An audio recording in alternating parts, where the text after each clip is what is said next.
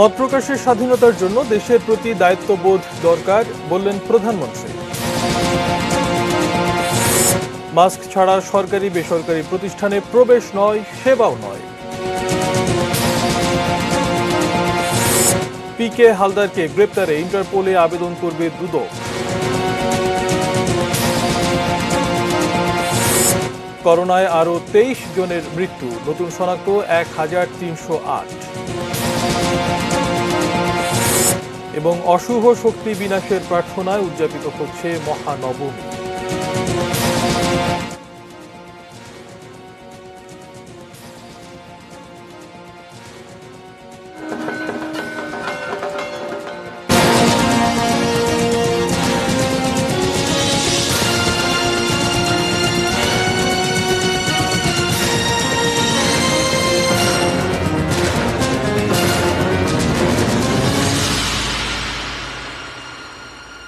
দেখছেন ATN news আওয়ারে আপনাদেরকে আমন্ত্রণ জানাচ্ছি। আমি শাইখুল মাশায়েক। সংবাদ শিরোনাম শুনছিলেন। VSL angle channel HB VSL Bikrampur steel limited. এবার বিস্তারিত। মত প্রকাশের স্বাধীনতা ভোগ করতে হলে দেশের প্রতিও দায়িত্ববোধ থাকতে হবে। ঢাকা রিপোর্টার্স ইউনিটি DRU এর রজত জয়ন্তী অনুষ্ঠানে একথা বলেন প্রধানমন্ত্রী শেখ হাসিনা। সাংবাদিকতায় বাস্তবমুখী ও নিরপেক্ষতা প্রত্যাশা করে তিনি বললেন, হলুদ সাংবাদিকতা যেন না হয়।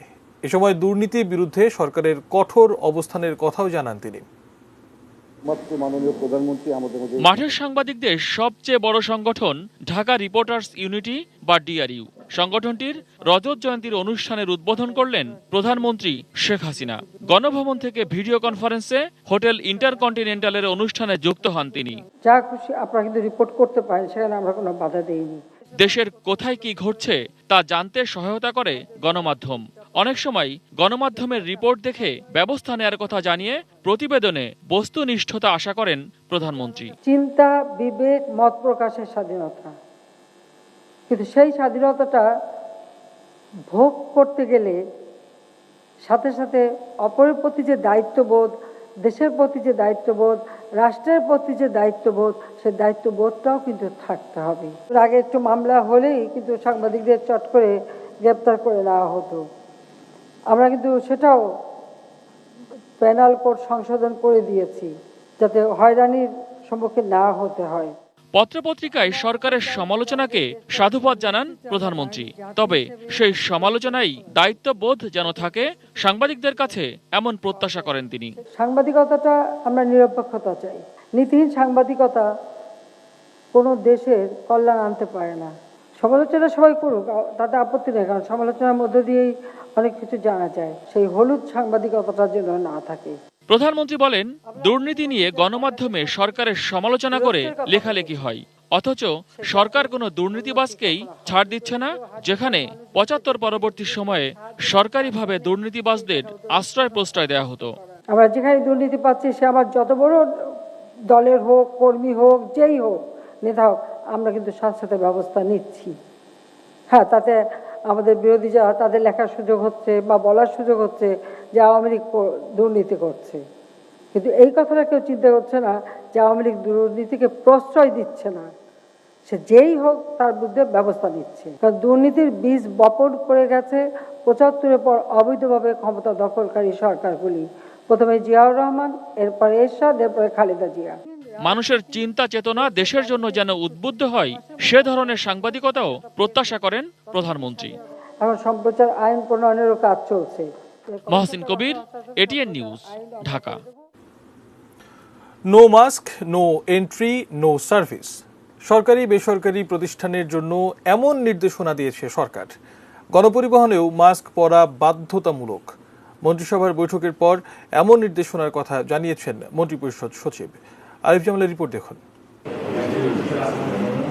রোববার প্রধানমন্ত্রী শেখ হাসিনার সভাপতিত্বে অনুষ্ঠিত মন্ত্রিসভার বৈঠকে কোভিড মোকাবেলায় স্বাস্থ্য মন্ত্রণালয় কি কাজ করেছে তা জানানো হয়। এ সময় করোনা ভ্যাকসিনের প্রাপ্যতা নিয়েও আলোচনা হয়েছে। প্রধানমন্ত্রী গণভবন থেকে মন্ত্রিসভার এই বৈঠকে অনলাইনে অংশ নেন। মন্ত্রিসভার বৈঠক শেষে ব্রিফিংয়ে মন্ত্রিপরিষদ সচিব খন্দকার আনোয়ারুল ইসলাম এক প্রশ্নের জবাবে জানান, অক্সফোর্ডের ভ্যাকসিন পাওয়ার ব্যাপারে আলোচনার অগ্রগতি বেশ ভালো। কোথা থেকে ভ্যাকসিন সম্ভব আমরা পেতে পারি সেই বিষয়ে সরকারি উদ্যোগ এবং বেসরকারি উদ্যোগ সবগুলোই ফুল ফ্লেজেড আপনার জারি আছে এবং আশা করি যে আমরা প্রথম দিক থেকে ইনশাল্লাহ ভ্যাকসিন পাওয়ার আমাদের সুযোগ রয়েছে। মন্ত্রিপরিষদ সচিব জানান, ঘরের বাইরে মাস্ক পরার উপর জোর দিচ্ছে সরকার। গণপরিবহনে মাস্কের ব্যবহার নিশ্চিত করতে সংশ্লিষ্ট মন্ত্রণালয়ের সঙ্গে খুব শিগগিরই বৈঠক হবে। বেসরকারি অফিসে মাস্কের ব্যবহার নিশ্চিত করতে প্রয়োজনে পরিদর্শন কার্যক্রম পরিচালনা করা হতে পারে বলেও জানান তিনি। যতগুলো আমাদের ইনস্টিটিউশন আছে, সোশ্যাল বা অর্গানাইজেশনাল বা ফর্মাল প্রতিষ্ঠান, সব জায়গাতেই আমরা ইনস্ট্রাকশন দিয়ে দিচ্ছি। এক নম্বর হলো নো মাস্ক নো সার্ভিস। সব সরকারি বেসরকারি অফিসের বাইরে একদম বড় একটা ইসে দেওয়া থাকবে, পোস্টারের মতন, যে মাস্ক ছাড়া কেউ প্রবেশ করতে পারবে না এবং মাস্ক ছাড়া কেউ এটা ব্যবহার করতে পারবে না। সামাজিক বা ধর্মীয় যে কোনো আপনার সম্মিলনে অবশ্যই মাস্ক ইউজ করতে হবে। নারী ও শিশু নির্যাতন দমন সংশোধন আইনের খসড়ায় চূড়ান্ত অনুমোদন দিয়েছে মন্ত্রিসভা। সে তথ্য জানিয়ে মন্ত্রিপরিষদ সচিব বলেন, সংসদের আগামী অধিবেশনের প্রথম দিনই এটি বিল আকারে উঠবে। অর্ডিন্যান্সটা যে বাদ হয়ে যাবে তো রিপিল হয়ে যাবে, আইন হয়ে যাবে, কিন্তু এই অর্ডিন্যান্স চলাকালীন মানে এফেক্টিভ থাকাকালীন যে কাজকর্মগুলো হয়েছে সেগুলোকে হেফাজত দেওয়া হয়েছে। মুজিব বর্ষ উপলক্ষে বিশেষ ওই অধিবেশনের জন্য রাষ্ট্রপতির ভাষণের খসড়া অনুমোদন করেছে মন্ত্রিসভা। বঙ্গবন্ধু শেখ মুজিবুর রহমানের জীবন, রাজনৈতিক দর্শন এবং তার কর্মের দিক আলোকপাত করা হয়েছে। এজেন্ডার বাইরে পদ্মা সেতু নির্মাণ কাজের অগ্রগতি নিয়ে আলোচনা হয় মন্ত্রিসভার বৈঠকে। পদ্মার আর যে 7টা স্প্যান সবগুলো almost ready. Arif Jamal, ATN news, Dhaka. হাজার কোটি টাকা আত্মসাতে অভিযুক্ত পিকে হালদারকে ইন্টারপোলের মাধ্যমে গ্রেপ্তারের বিষয়ে হাইকোর্টে আবেদন করবে দুদক। দেশে না ফিরে পিকে হালদার আদালত অবমাননা করেছেন বলে মনে করছেন দুদকের আইনজীবী। International leasing and financial services limited ILFSL তাদের সাবেক ব্যবস্থাপনা পরিচালক প্রশান্ত কুমার হালদার ওরফে পিকে হালদারের পক্ষে 2 দফা আবেদন করে হাইকোর্টে। ওই আবেদনে পিকে হালদার দুদকের মামলায় গ্রেফতারি পরোয়ানা নিয়ে পলাতক থাকার পরও তাকে গ্রেফতার ছাড়াই পুলিশি নিরাপত্তার আর্জি জানান। ILFSL এর করা ওই আবেদন গ্রহণ করে বুধবার বিচারপতি মোহাম্মদ খুরশিদ আলম সরকারের ভার্চুয়াল হাইকোর্ট বেঞ্চ পিকে হালদার দেশে ফেরা মাত্রই তাকে গ্রেফতারের নির্দেশ দেন। উনি নামার সঙ্গে সঙ্গে উনি ল এনফোর্সিং এজেন্সির হাতে হ্যান্ডওভার হবে এবং সেখান থেকে দুদকের মামলায় শোন অ্যারেস্ট হবেন এবং তাকে কাস্টডিতে নিয়ে যাওয়া হবে। সে আইনের হেফাজতে চলে যাবে নামার সঙ্গে সঙ্গে। সেই হিসেবে রোববার সকালে তার দেশে ফেরার কথা থাকলেও শনিবার পিকে হালদার তার আইনজীবীর মাধ্যমে জানান তিনি ফিরছেন না। তার ইমেইল অ্যাটর্নি জেনারেল ও দুদকের আইনজীবীকেও পাঠানো হয়। সে বলছে, আমি অনারেবল হাইকোর্ট ডিভিশনের কোনো আদেশ লিখিতভাবে পাইনি। হোয়ার ইউ, তুমি কে? আদেশ, তুমি পক্ষ, এই মামলায় তুমি পক্ষ? তুমি তো পক্ষ না। ইন্টারন্যাশনাল লিজিং ফাইন্যান্সিং তোমাকে আসার জন্য অনুমতি চেয়েছে, তোমার কাছে আদালতের আদেশ লিখিত অফিসিয়াল অর্ডার যাবে, তুমি এটা এক্সপেক্ট করো কিভাবে? এটা অডাসিটি। আমি তো এটা আদালতের নজরে আনবো এবং আমি আদালতকে আবেদন করব, ইন্টারন্যাশনাল লিজিং ফাইন্যান্সিং কোর্টকে মিসগাইড করেছে এবং দুজনের প্রতি কন্টেম্প রুল ইস্যু করা হোক। পিকে হালদারকে ইন্টারপোলের মাধ্যমে গ্রেফতারের আবেদন করা হবে বলে জানান দুদকের এই আইনজীবী। নিশ্চয়ই ইন্টারন্যাশনাল লিজিং ফাইন্যান্স তারা এটা জানে, তারা কোর্টকে তার অ্যাড্রেস দেখ, সে বর্তমানে কোথায় অবস্থান করছে। আইজি পুলিশের মাধ্যমে আমি আদালতের কাছে নিবেদন করব, আইজি পুলিশের মাধ্যমে ইন্টারপোলের কাছে যেন একটা অর্ডার যায় তাকে অ্যারেস্ট করে আনার জন্য। সে চিঠিতে আরেকটি কথা লিখেছে, তার সময় সুযোগ বুঝে পরবর্তীতে সে দিন তারিখ জানাবে। এটা তো আদালতকে সরাসরি অবমাননা করা হলো এবং এর জন্য দায়ী আমি মনে করি ইন্টারন্যাশনাল লিজিং ফাইন্যান্সিং। এবং আমি আদালতকে নিবেদন করব তাদের বিরুদ্ধেও যেন আদালত সুমোটো কন্টেম্প রুল ইস্যু করে। উনি তো আগ্রহী হয়ে দরখাস্ত করেছিলেন, এখন বলছেন অসুস্থ। অসুস্থ কি সুস্থ এটা তো আমি আর বলতে পারছি না। তবে উনি যখনই আসেন না কেন ওনাকে তো আইনের ইয়েটা ফেস করতেই হবে। ওনাকে আইন অনুযায়ী ওনার বিরুদ্ধে যে ব্যবস্থা নেওয়ার এটা নেওয়া হবে। পিকে হালদার এনআরবি গ্লোবাল ব্যাংকেরও ব্যবস্থাপনা পরিচালক ছিলেন। তিনি IFLSL এর ব্যবস্থাপনা পরিচালকের পদ ব্যবহার করে গ্রাহকের প্রায় 2,500 কোটি টাকা ও পিপলস লিজিং থেকে আরও 1,000 কোটি সহ প্রায় 3600 কোটি টাকা লোপাট করে বিদেশে পলাতক। Javed Akhtar, ATN news, Dhaka. এবারে কোভিড-19 পরিস্থিতি জানাবো। করোনায় আক্রান্ত হয়ে দেশে আরও 23 জনের মৃত্যু হয়েছে। এ পর্যন্ত দেশে করোনায় মোট মৃতের সংখ্যা দাঁড়ালো 5,803। রবিবার স্বাস্থ্য অধিদপ্তরের সংবাদ বিজ্ঞপ্তিতে জানানো হয় 11,757 জনের নমুনা পরীক্ষায় 1,308 জন নতুন করে শনাক্ত হয়েছেন। সব মিলিয়ে করোনা শনাক্তের সংখ্যা এখন 3,98,815। করোনার 161তম দিন পর্যন্ত মোট 22,57,589টি নমুনা পরীক্ষা করা হয়েছে। নতুন করে 1,544 জন সহ মোট সুস্থ হয়েছেন 3,15,107 জন।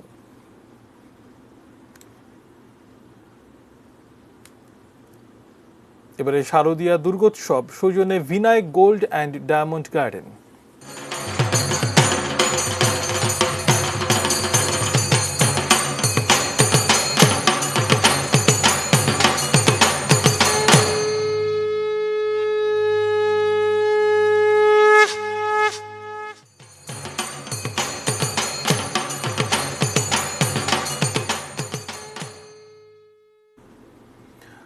নবমী যজ্ঞে বিনাশ হবে অশুভ শক্তি, এই প্রার্থনায় দেবীকে প্রাণ ভরে দেখার দিন আজ। শারদোৎসবের আজ মহানবমী। এই দিনটি সার্বজনীন আনন্দের। তিথি অনুযায়ী আজ দুপুরেই শুরু হয়েছে বিজয়া দশমী। সারা দেশের সব মণ্ডপে প্রতিদিনের মতো আজকের সকালটি শুরু হয় বিধিসম্মত বা বিহিত পূজা দিয়ে।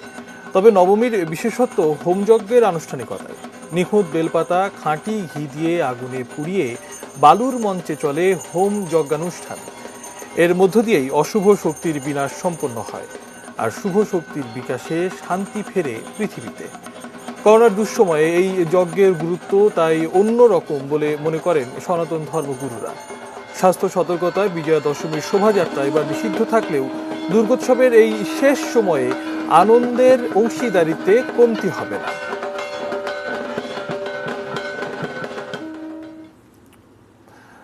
মর্ত ছেড়ে কৈলাসে স্বামী গৃহে ফিরে যাবেন দুর্গতি নাশিনী দেবী দুর্গা আর একদিন পরেই।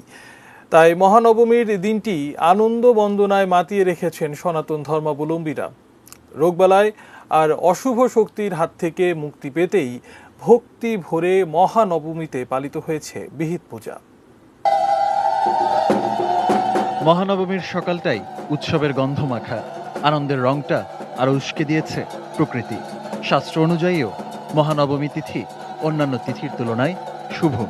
মহানবমীর সকালে আগুনকে প্রতীক করে সব দেবদেবীকে আহুতি দেওয়া হয়। আগুন সব দেবতার যজ্ঞ ভাগ বহন করে যথাস্থানে পৌঁছে দেন। নবমীর পুণ্যতিথিতে অশুভ শক্তির বিনাশ ঘটিয়ে পৃথিবীতে শুভ শক্তির প্রকাশ ঘটান দেবী দুর্গা। করোনা মহামারীর কারণে সারা দেশের মতো ঢাকাতেও পূজার আয়োজন কম। পরিসর কমিয়ে স্বাস্থ্যবিধি মেনে চলার সর্বাত্মক চেষ্টা আয়োজকদের। ভক্তরাও নিয়ম মেনে পূজা মণ্ডপে এসেছেন আশা নিয়ে আসছে বছর থাকবে না এত নিয়মের গণ্ডি, দূর হবে মহামারীর আতঙ্ক। মা যেমন মহিষাসুরকে বধ করেছে তেমন যেন করোনাকে বধ করে দেয়, আমরা যেন এই করোনা থেকে মুক্তি পাই। আপকামিং যে আমরা কোভিড-19-এর ব্যাপারে যেটা শুনতেছি যে মা তোমার প্রতিমা বিসর্জনের মাধ্যমে যেন এই দেশ থেকে কোভিড শেষ হয়ে যায়। পরিস্থিতি এমন, তো আমরা সবাই চেষ্টা করছি যে একে অপরকে সাহায্য করে যেভাবে আমরা পূজাটা এনজয় করতে পারি। সরকারের স্বাস্থ্যবিধি সবকিছু মেনে আমরা যে পূজা আয়োজন করেছি এবং তাতে জনগণ যে সাড়া দিয়েছে এটা খুবই স্বতঃস্ফূর্ত এবং এটা অত্যন্ত সময় উপযোগী। এবারের দুর্গাপূজায় প্রসাদ বিতরণ ও অঞ্জলি দেওয়া বন্ধ রাখা হয়েছে। এমনকি বিজয়া দশমীর শোভাযাত্রাও নিষিদ্ধ করা হয়েছে। সোমবার সকালে দর্পণ বিসর্জনের পর প্রতিমা বিসর্জনের মাধ্যমে শেষ হবে 5 দিনের দুর্গাপূজার আনুষ্ঠানিকতা।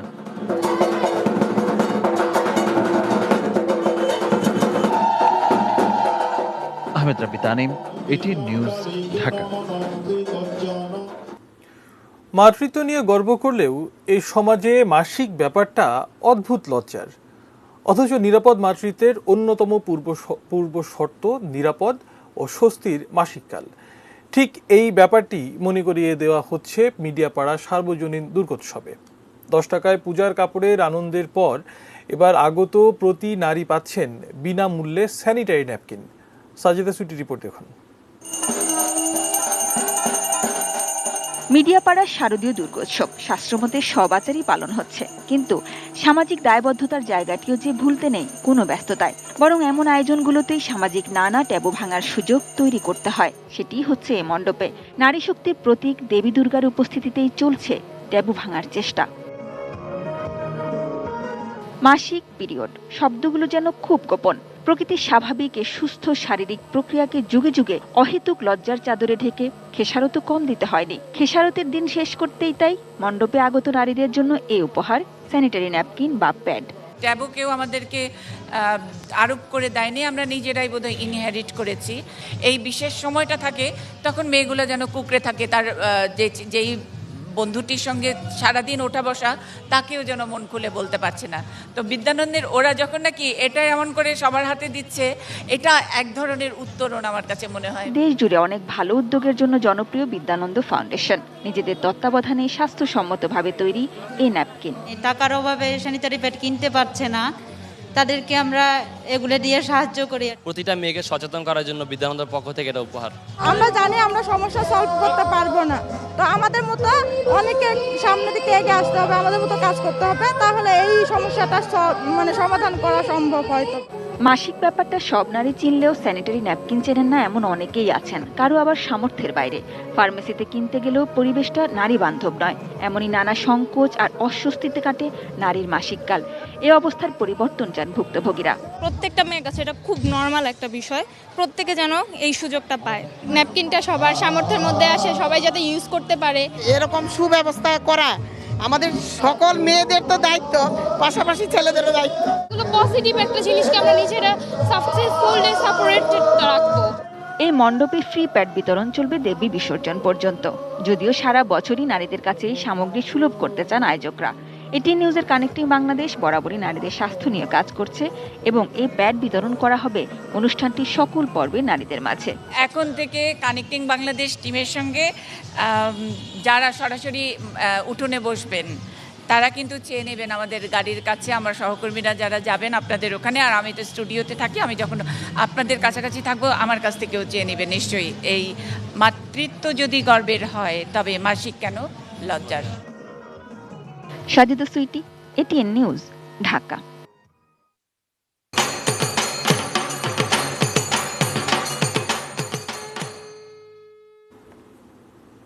এবারে জড়োয়া হাউসের সৌজন্যে দুর্গাপূজার নিউজ লাইভ।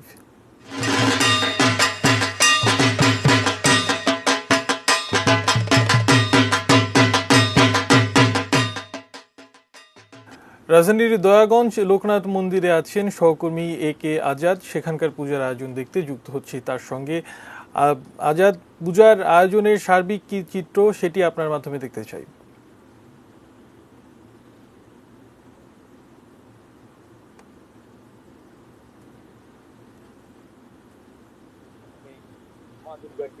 এই দুর্গোপূজার আয়োজন করা হয়েছে, সেই জায়গায় আসেন এবং সেখানেও তার ভক্তি শ্রদ্ধা শেষে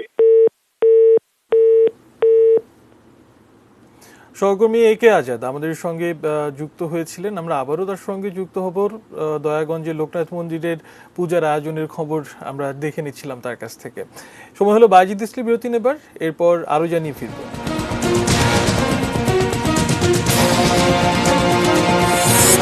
আশুলিয়ায় সক্রিয় জুয়াড়িরা গ্রেপ্তার 21।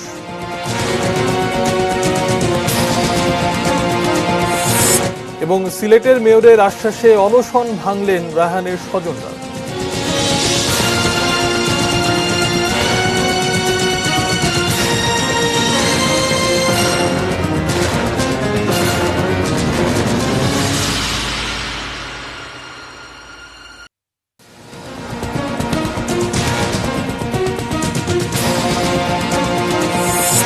মত প্রকাশের স্বাধীনতার জন্য দেশের প্রতি দায়িত্ববোধ দরকার বললেন প্রধানমন্ত্রী। মাস্ক ছাড়া সরকারি বেসরকারি প্রতিষ্ঠানে প্রবেশ নয়, সেবাও নয়। পিকে হালদারকে গ্রেপ্তারে ইন্টারপোলে আবেদন করবে দুদক।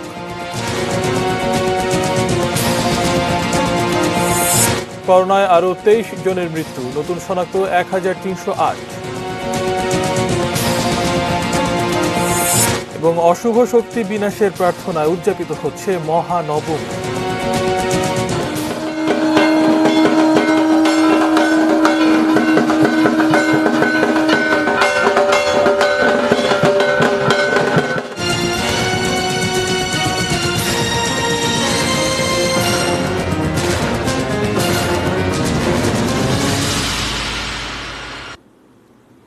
বিরতির পর আবারও আমন্ত্রণ জানাচ্ছি নিউজ আওয়ারে। ধন্যবাদ আমাদের সঙ্গে থাকার জন্য। সংবাদ শিরোনামগুলো দেখে নিচ্ছিলাম এক নজরে। এবারে জড়োয়া হাউসের সৌজন্যে দুর্গাপূজার নিউজ লাইভ।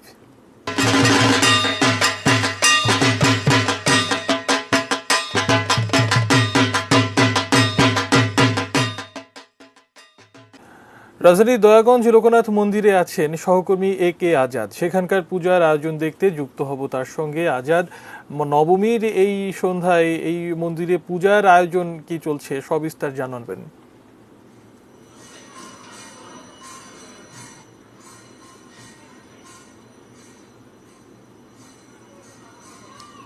ধন্যবাদ শায়েক। আকাশে বাতাসে আজ প্রতিধ্বনিত হচ্ছে মায়ের পদধ্বনি।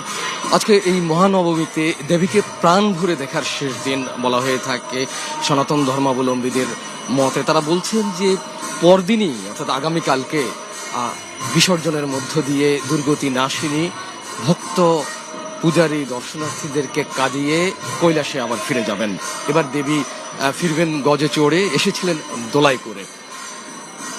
আপনাকে একটি বিষয় জানাতে রাখতে চাই যে এখন থেকে ঠিক আধ ঘন্টা আগে ভারতের হাই কমিশনার এবং হাই কমিশনের ঊর্ধ্বতন কর্মকর্তারা লোকনাথ মন্দিরে এসেছেন। প্রথমে এসেই মন্দিরে ভক্তি শ্রদ্ধা নিবেদন শেষে পূজার আয়োজনটি দেখতে আসেন।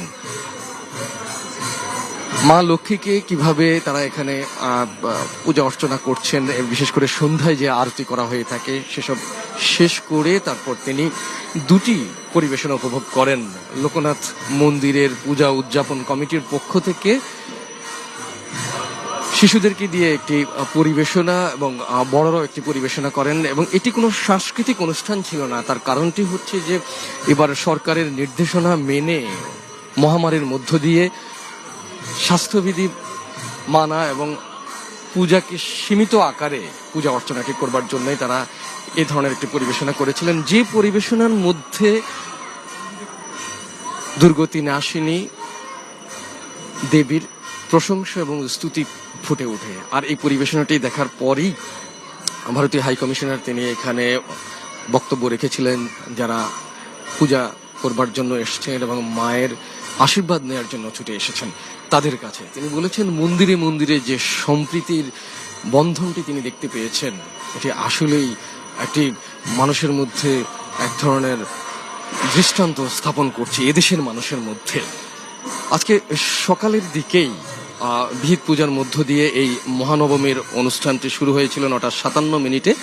এর পরবর্তীতে দুপুরের দিকে বেশ খানিকটা বিরতি থাকে, তারপর আবার সন্ধ্যায় আরতি করেন। কথা বলেছিলেন ভারতের হাই কমিশনার সহ যারা এসেছিলেন আগত অতিথিরা, তারা পুরোহিতদের সঙ্গে, এবং এই জায়গাটিতে কারণ সাংস্কৃতিক অনুষ্ঠান এবং আরতি প্রতিযোগিতা অন্যান্য বছরে মহানবমীর সন্ধ্যায় যেগুলো থেকে থাকে এবার সেটি হচ্ছে না। তারপরেও ভক্ত দর্শনার্থী তারা স্বাস্থ্যবিধি মেনে দিনভর এমনকি সন্ধ্যার সময় এই জায়গাটিতে এসে উপস্থিত হয়েছেন। আপনাকে একটি বিষয় জানিয়ে রাখতে চাই যে ঢাকা মহানগরীতে এবার 233টি পূজা মণ্ডপে পূজা অর্চনা হচ্ছে। গতবার এটি আরো 4টি মণ্ডপ সংখ্যা বেশি ছিল, এবং পুরো ঢাকা জেলাতে 740টি মণ্ডপে মায়ের পূজা অর্চনা করা হচ্ছে। সারা দেশে এবার 30,213টি মণ্ডপে শারদীয় দুর্গাপূজা অনুষ্ঠানের পাশাপাশি রাজধানীতে যে 233টি মণ্ডপ অনুষ্ঠিত হচ্ছে, গত বছরের সঙ্গে এবার 1,185টি মণ্ডপে কম পূজা অর্চনা করা হয়েছিল। তার কারণটি হচ্ছে যে স্বরাষ্ট্র মন্ত্রণালয় এবং সরকারের পক্ষ থেকে মহামারীর ভিতরে সবাই যাতে স্বাস্থ্যবিধি মেনে এই জায়গাটিতে আসতে পারে, মায়ের আশীর্বাদ নিতে পারে, এবং মায়ের প্রতি যে আচার অনুষ্ঠানগুলো রয়েছে ষষ্ঠী, সপ্তমী, অষ্টমী, নবমীতে সেগুলো যাতে সুন্দরভাবে সম্পন্ন করতে পারে, সে কারণে আসলে এই ধরনের এবার একটি পূজার সীমাবদ্ধতাটি নির্দেশনা হিসেবে দেওয়া হয়। গত 22 অক্টোবর চণ্ডীপাঠ বোধন দেবীর অধিবাসের মধ্য দিয়ে সনাতন ধর্মাবলম্বীদের সবচেয়ে বড় ধর্মীয় উৎসব এই দুর্গাপূজাটি অনুষ্ঠিত হয়। এর পরবর্তীতে ষষ্ঠী, সপ্তমী, অষ্টমী শেষ হয়ে আজকে নবমের রাত।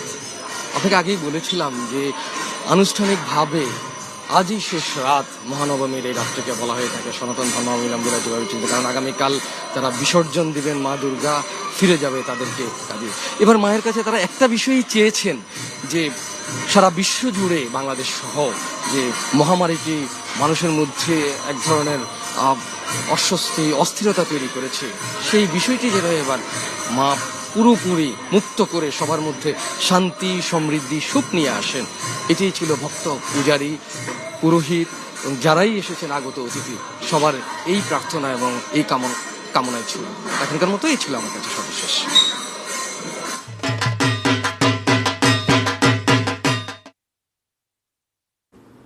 সহকর্মী এ কে আজাদ আমাদের সঙ্গে যুক্ত হয়েছিলেন রাজধানীর দয়াগঞ্জের লোকনাথ মন্দির থেকে। সেখানকার পূজার আয়োজন তার কাছ থেকে আমরা জেনে নিচ্ছিলাম।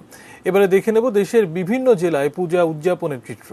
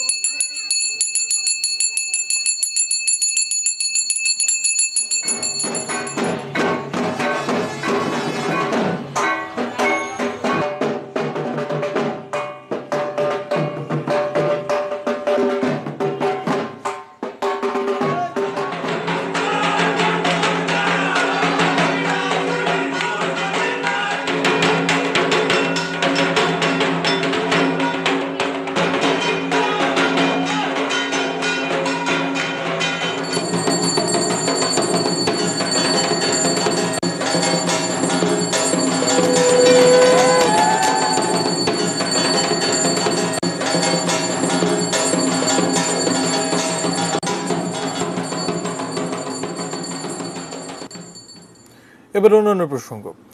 আওয়ামী লীগ সরকার বিশেষ শক্তিতে বলীয়ান হয়ে দেশে এক ব্যক্তির শাসন প্রতিষ্ঠা করতে চলেছে বলে মন্তব্য করেছেন বিএনপির মহাসচিব মির্জা ফখরুল ইসলাম আলমগীর। রাজধানীতে রোববার সকালে এক মানববন্ধন কর্মসূচিতে অংশ নিয়ে তিনি এই অভিযোগ করেন। এ সময় বিএনপি মহাসচিব আরও বলেন, এই আওয়ামী লীগ সরকার গণতন্ত্রে বিশ্বাস করে না, শুধু জনগণকে বোকা বানানোর জন্য গণতন্ত্রের মুখোশ পরে একদলীয় শাসন ব্যবস্থা, প্রকৃতপক্ষে এক ব্যক্তির শাসন ব্যবস্থা প্রতিষ্ঠা করতে চলেছে। সরকারের উদ্দেশ্যে হুঁশিয়ারি দিয়ে মির্জা ফখরুল বলেন, অবিলম্বে পদত্যাগ করে জনগণের চোখের ভাষা পড়ে নিরপেক্ষ সরকারের অধীনে নির্বাচনের ব্যবস্থা করুন। সাংবাদিক, রাজনীতিবিদ এবং আমাদের সাধারণ মানুষ যারা ভিন্ন মত পোষণ করে লেখালেখি করে, সোশ্যাল মিডিয়াতে কোনো কথা বলে, তখনই তাদেরকে গ্রেফতার করা হয়, তাদের বিরুদ্ধে মামলা করা হয়। আজ পদ্মা সেতুতে বসানো হয়েছে 34তম স্প্যান। এর মধ্য দিয়ে সেতুর 5100 মিটার দৃশ্যমান হলো। সকাল 10টার দিকে মাওয়া প্রান্তে 7 ও 8 নম্বর পিলারের উপর 2A নামের 150 মিটার দৈর্ঘ্যের স্প্যানটি বসানো হয়। সেতু নির্বাহী প্রকৌশলী দেওয়ান মোহাম্মদ আব্দুল কাদের জানান, আগামী 30 অক্টোবর 2 এবং 3 নম্বর পিলারের উপর 35 ও 4 নভেম্বর 36তম স্প্যান সহ 10 ডিসেম্বরের মধ্যে সকল স্প্যান বসানো হবে। 2014 সালের ডিসেম্বরে পদ্মা সেতুর নির্মাণ কাজ শুরু হয়। 2017 সালের 30 সেপ্টেম্বর 37 ও 38 নম্বর খুঁটিতে প্রথম স্প্যান বসানোর মধ্য দিয়ে দৃশ্যমান হয় পদ্মা সেতু।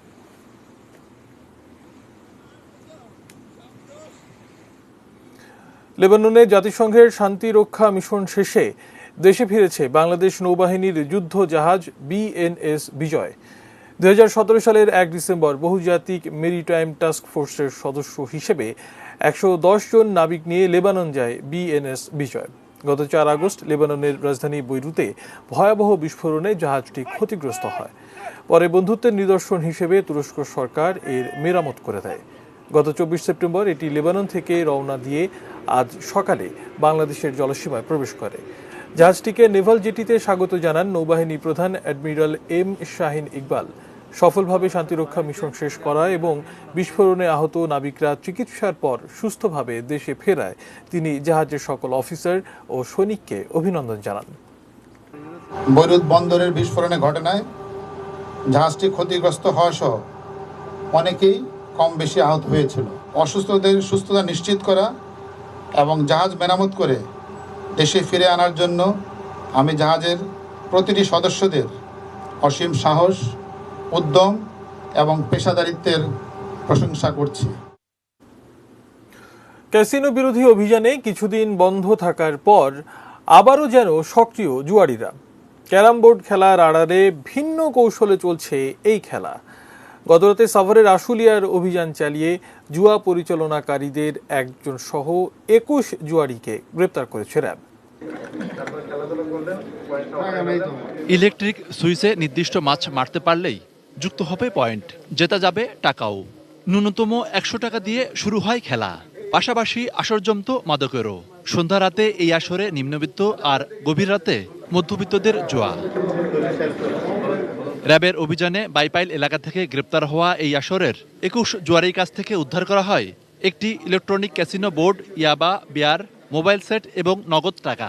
ক্যারাম বোর্ড সামনে পিছনে ক্যাসিনো, যদি গোয়েন্দা তথ্য না থাকে তাহলে কিন্তু ধরা খুব কঠিন। প্রতি রাত্রে 8, 10, 15 লক্ষ টাকার এখানে ক্যাসিনো খেলা হয়, সেখানে 1-1.5 বছরে তো অনেকই হওয়ার কথা আর কি। তিনি জানান, জুয়া পরিচালনাকারী মূল 3 হোতা প্লাবন, হোসেন এবং ওমর ফারুককে গ্রেপ্তারে অভিযান চলছে। পাশাপাশি অনলাইন এবং আইপিএল জুয়ার বিরুদ্ধেও গোয়েন্দা তথ্য নেওয়া হচ্ছে।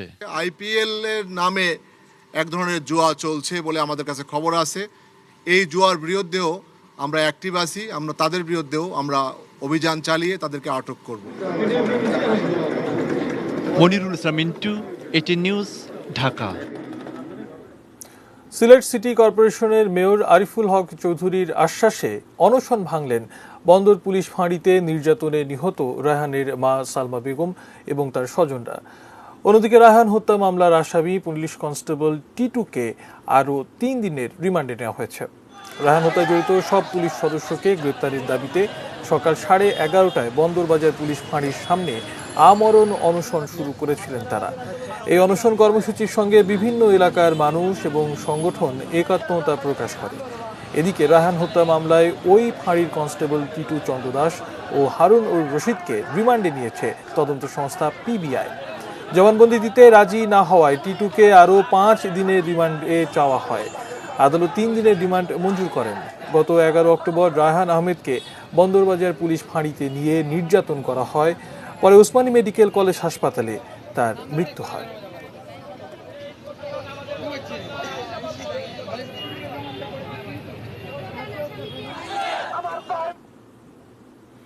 মন্ত্রিসভায় অনুমোদিত সুনামগঞ্জ বিজ্ঞান ও প্রযুক্তি বিশ্ববিদ্যালয় শান্তিগঞ্জের পরিবর্তে জেলা সদরে স্থাপনের দাবিতে মানববন্ধন অনুষ্ঠিত হয়েছে। দুপুরে সুনামগঞ্জবাসীর ব্যানারে শহরের ট্রাফিক পয়েন্টে এই কর্মসূচি পালিত হয়। এতে সুনামগঞ্জ 4 আসনের সংসদ সদস্য পীর ফজলুর রহমান মিসবাহ প্রধান অতিথির বক্তব্য রাখেন। পীর ফজলুর রহমান মিসবাহ বলেন, জাতির জনক বঙ্গবন্ধুর কন্যা প্রধানমন্ত্রী শেখ হাসিনা সুনামগঞ্জের হাওর অঞ্চলের মানুষকে ভালোবেসে এই বিশ্ববিদ্যালয় উপহার দিয়েছেন। এটি কোনো মন্ত্রী বা এমপির দান নয়, তাই জনমানুষের কথা ভেবে শান্তিগঞ্জ নয়, বিশ্ববিদ্যালয়টি সুনামগঞ্জ সদর স্থাপন করা হোক।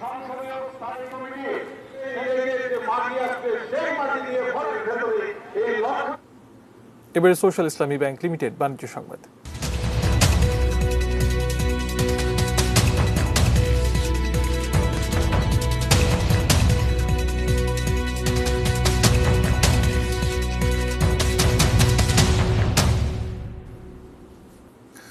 করোনায় ক্ষতিগ্রস্ত ক্ষুদ্র ব্যবসায়ীদের প্রণোদনা ঋণ বিতরণ শুরু করল আইএফআইসি ব্যাংক। বিকেলে ভার্চুয়াল প্ল্যাটফর্মের মাধ্যমে বাংলাদেশ দোকান মালিক সমিতির নিবন্ধিত 150 জন ব্যবসায়ীকে দিয়ে এই ঋণ বিতরণ কার্যক্রমের উদ্বোধন করেন ব্যাংকটির চেয়ারম্যান সালমান এফ রহমান।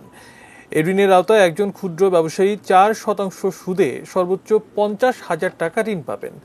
সরকার করোনায় ক্ষতিগ্রস্ত ব্যবসায়ীদের জন্য ক্ষুদ্র ও মাঝারি শিল্পের জন্য 20,000 কোটি টাকা বরাদ্দ রেখেছে। এর মধ্যে 2,000 কোটি টাকা ক্ষুদ্র ব্যবসায়ীদের জন্য। এই টাকা থেকে আইএফআইসি ব্যাংক ব্যবসায়ীদের এই ঋণ দিচ্ছে। ব্যাংকটির ব্যবস্থাপনা পরিচালক শাহ আলম সারওয়ার বলেন, এর মধ্য দিয়ে আর্থিক অন্তর্ভুক্তিমূলক ব্যাংকিং আরও এক ধাপ এগুলো। উদ্বোধনকালে সালমান এফ রহমান বলেন, প্রয়োজনে এসব ক্ষুদ্র ব্যবসায়ীদের ঋণের পরিমাণ আরও বাড়ানো হবে।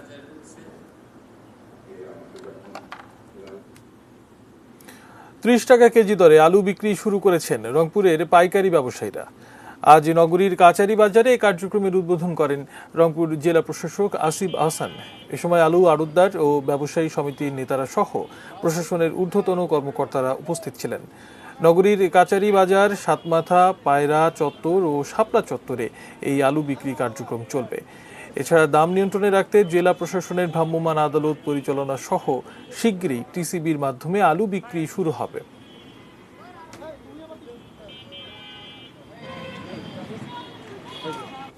এ পর্যায়ে থাকছে মেটাল প্রেসিডেন্টস কৃষি সংবাদ, সুজলা সুফলা।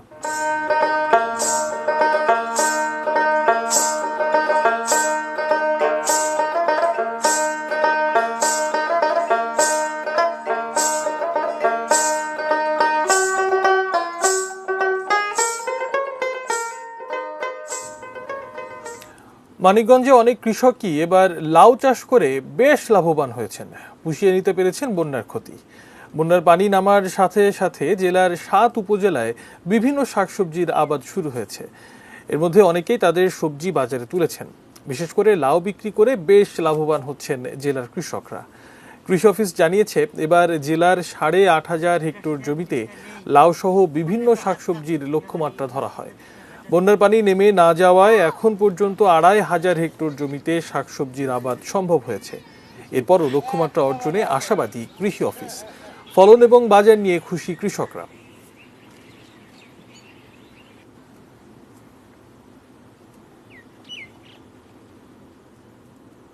সময় হলো আরো একবার বাজিদ স্লিপ বিরতি নেবার, অন্যান্য খবরের সাথে আরো জানিয়ে ফিরব। আফগানিস্তানে আল কায়েদার সেকেন্ড ইন কমান্ডার মাসরি নিহত এবং ১৭৪ রানের টার্গেটে ব্যাট করছে মাহমুদুল্লাহ একাদশ।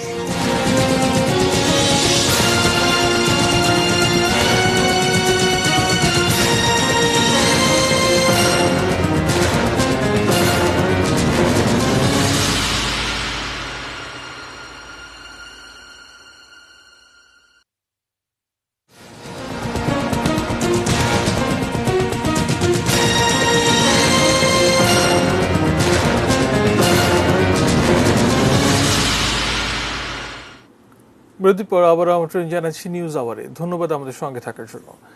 বেঙ্গল কমার্শিয়াল ব্যাংক লিমিটেডের ব্র্যান্ড অ্যাম্বাসেডর হলেন অভিনেতা তাহসান খান ও মডেল মারিয়া নুর। রাজধানীর গুলশানে ব্যাংকটির কর্পোরেট অফিসে আজ এই চুক্তি স্বাক্ষর করেন তারা। অনুষ্ঠানে উপস্থিত ছিলেন বেঙ্গল কমার্শিয়াল ব্যাংক লিমিটেডের চেয়ারম্যান মোহাম্মদ জসিমউদ্দিন। অনুষ্ঠানে ব্যাংকটির পক্ষে চুক্তি স্বাক্ষর করেন ব্যবস্থাপনা পরিচালক তারিফ মোর্শেদ। অনুষ্ঠানে কর্মকর্তারা আশা করেন, বেঙ্গল কমার্শিয়াল ব্যাংকের সেবা সাধারণ মানুষের কাছে পৌঁছে দেওয়ার জন্য ব্যাংকটির সাথে কাজ করবেন তাহসান খান ও মারিয়া নুর।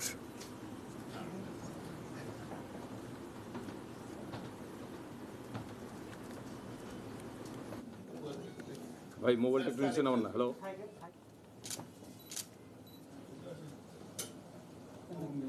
স্যার। এবারে দেশের বাইরের খবর।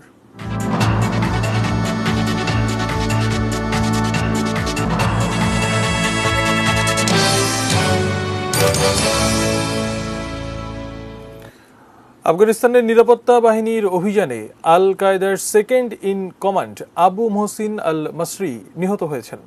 কাতার ভিত্তিক সংবাদ মাধ্যম আল জাজিরা জানিয়েছে, গজনি প্রদেশে একটি বিশেষ অভিযানে আল মাসরির মৃত্যুর খবর নিশ্চিত করেছে আফগান কর্তৃপক্ষ। তবে কবে কখন এই অভিযান হয়েছে এ বিষয়ে বিস্তারিত জানানো হয়নি। মিশরীয় বংশোদ্ভূত Al Masri federal bureau of investigation FBI এর তালিকাভুক্ত সন্ত্রাসী। তিনি হুসাম আবদ আল রৌফ নামেও পরিচিত। একটি সন্ত্রাসে সহযোগিতা করার অভিযোগে তার বিরুদ্ধে যুক্তরাষ্ট্রে মামলা রয়েছে। ২০১৮ সালে আল মাসরির নামে গ্রেপ্তারি পরোয়ানা জারি করে যুক্তরাষ্ট্র।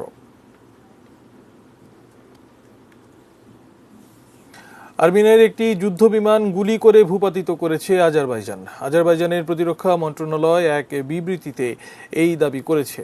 বিবৃতিতে বলা হয়েছে, শনিবার সীমান্তের উপর দিয়ে গুবাদলির দিকে আর্মেনিয়ার একটি যুদ্ধ বিমান যাচ্ছিল। সে সময় বিমানটিকে ভূপাতিত করেছে তারা। তবে সেটি কী ধরনের বিমান ছিল তা উল্লেখ করা হয়নি।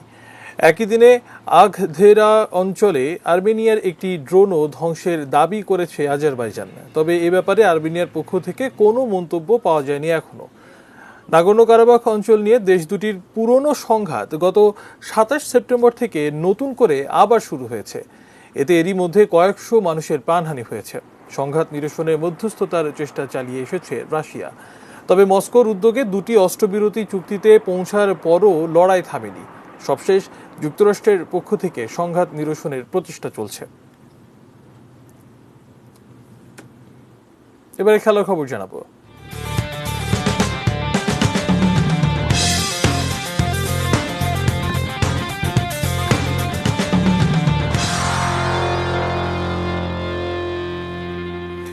বিসিবি প্রেসিডেন্ট কাপের ফাইনালে নাজমুল একাদশের দেয়া ১৭৪ রানের টার্গেটে ব্যাট করছে মাহমুদুল্লাহ একাদশ। মিরপুর শেরেবাংলা ক্রিকেট স্টেডিয়ামে আছেন সহকর্মী খায়রুজ্জামান। খেলার সবশেষ খবর জানতে যুক্ত হচ্ছি তার সঙ্গে। খায়রুজ্জামান, কি অবস্থা মাহমুদুল্লাহ একাদশের ব্যাটিং এই মুহূর্তে কেমন হচ্ছে? ম্যাচের সর্বশেষ খবর কি? সাইফুল, আপনাকে ধন্যবাদ। আসলে ১৭৩ রান করেছিল নাজমুল একাদশ এবং এই মুহূর্তে কিছুক্ষণ আগে একটি উইকেট গেছে। সব মিলিয়ে এখন খেলার যে অবস্থা, ৬৬ রানে ২ উইকেট। তবে একটা কথা বলতে হয় যে ক্রিকেটাররা যে লম্বা বিরতিতে ছিলেন, সেই লম্বা বিরতির পর একটা টুর্নামেন্ট মাঠে গড়িয়েছে এবং সেটাই হচ্ছে সবচেয়ে আশার কথা।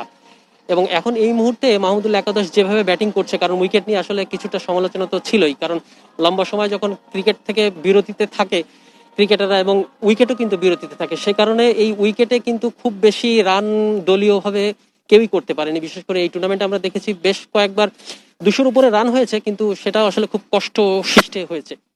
তবে এখন এই মুহূর্তে যেভাবে ব্যাটিং করছে মাহমুদুল্লাহ একাদশ, তারা কিন্তু বলা যায় যে উইকেটের সাথে মানিয়ে ব্যাটিং করছে। অর্থাৎ এই উইকেটটা কিন্তু আসলে খুব ব্যাটিং ফ্রেন্ডলি না, যে কারণে বিশেষ করে পেস বোলাররা এই উইকেট থেকে সহায়তা তুলে নিচ্ছে। এবং আমরা যেমনটি দেখেছিলাম যে মাহমুদুল্লাহ একাদশ যখন ফিল্ডিং করেছিলেন, তাদের বোলাররা ঠিক ভালোভাবে চাপে রেখেছিল এবং চাপে রেখেই কিন্তু তারা নাজমুল একাদশকে ১৭৩ রানে বেঁধে ফেলতে সক্ষম হয়েছিল। এবং এই মুহূর্তে মাহমুদুল্লাহ একাদশ যেভাবে ব্যাটিং করছে, তারা কিন্তু, আমি এর আগেও বলেছি যে তারা উইকেট বুঝে শুনে ব্যাটিং করছে এবং খেলার যে পরিস্থিতি, তারা যেভাবে উইকেটের সঙ্গে মানিয়ে নিয়ে ব্যাটিং করছেন, তাতে মনে হচ্ছে যে খুব বেশি কষ্টসাধ্য হবে না এই ১৭৩ রান পার করতে। তারপরেও ক্রিকেট অনিশ্চয়তার খেলা, বলা যায় না। যদিও মাহমুদুল্লাহ আছেন, সাব্বির রহমান আছেন, মুমিনুল ফিরে গেছেন, নুরুল হাসান সোহান আছেন, ব্যাটিং লাইন লম্বা, মেহেদি হাসান মিরাজ আছেন, তারপরেও এনারা কিন্তু খুব বেশি ফর্মে যে রয়েছে সেটা বলা যাবে না। তারপরেও ক্রিকেটের যে হিসেব নিকেশ, সেই হিসেব নিকেশে তারা ব্যাটিং করছেন, ছোট ছোট পার্টনারশিপ করছেন এবং যে বলটা আসলে যেভাবে খেলা দরকার উইকেটের আচরণের মানিয়ে নিয়ে, সেভাবেই তারা খেলছেন। এবং এইভাবে যদি তারা খেলতে পারেন, তাহলে জয় পাওয়াটা খুব বেশি কষ্টসাধ্য হবে না। এবং আরেকটি কথা বলি যে কিছুক্ষণ আগে cricket operation chairman Akram Khan বলেছিলেন যে পারফরমেন্স নিয়ে কিছুটা অসন্তুষ্ট তিনি প্রকাশ করেছিলেন, কিন্তু আসলে সেইভাবে যেভাবে লম্বা সময় বিরতির পর আসলে ক্রিকেটাররা মাঠে ফিরেছেন, এটা একটা প্রস্তুতিমূলক ম্যাচ কিংবা প্রস্তুতিমূলক টুর্নামেন্ট ধরা হচ্ছে, সেই হিসেবে তিনি খুশি হয়েছেন। এবং তিনি যেটা জানিয়েছেন, নভেম্বরের শেষ দিকে 5 দল নিয়ে কর্পোরেট টি-20 টুর্নামেন্ট হবে এবং সেটা আয়োজন করতে পারলে আসলে বলা যায় যে ক্রিকেট আরো একটু এগিয়ে যাবে, কারণ করোনা পরিস্থিতিতে আসলে সবাই বেশ একটা বিপদের মধ্যে রয়েছে। তো এই ছিল মিরপুর স্টেডিয়াম থেকে আমার কাছে সবশেষ তথ্য। মাশায়েক।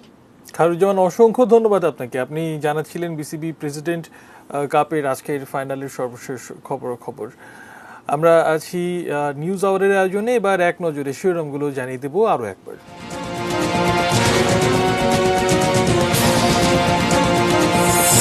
মত প্রকাশের স্বাধীনতার জন্য দেশের প্রতি দায়িত্ববোধ দরকার, বললেন প্রধানমন্ত্রী। মাস্ক ছাড়া সরকারি বেসরকারি প্রতিষ্ঠানে প্রবেশ নয়, সেবাও নয়। পিকে হালদারকে গ্রেপ্তারে ইন্টারপোলে আবেদন করবে দুদক। করোনায় আরও 23 জনের মৃত্যু, নতুন শনাক্ত 1308। অশুভ শক্তি বিনাশের প্রার্থনায় উদযাপিত হচ্ছে মহানবমী।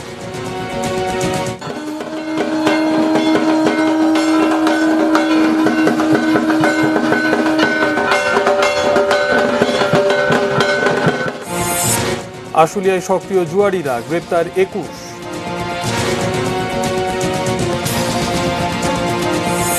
সিলেটের মেয়রের আশ্বাসে অনশন ভাঙলেন রায়হানের স্বজনরা। আফগানিস্তানে আল কায়েদার সেকেন্ড ইন কমান্ড মাসরি নিহত। এবং 174 রানের টার্গেটে ব্যাট করছে মাহমুদুল্লাহ একাদশ।